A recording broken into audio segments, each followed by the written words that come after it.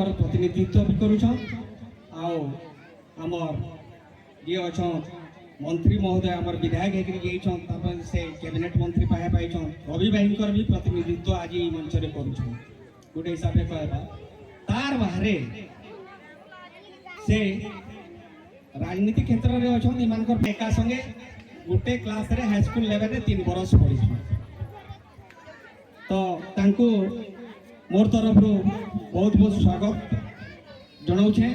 ताको अनुरोध करी से आमर ये कार्यक्रम के आसुत कहीकि से मोर कथा रक्षा करी आमर कला परिषद सभ्य मान समस्त कथा रक्षा करी से आसीछन तार बाहर मंजासीन आमर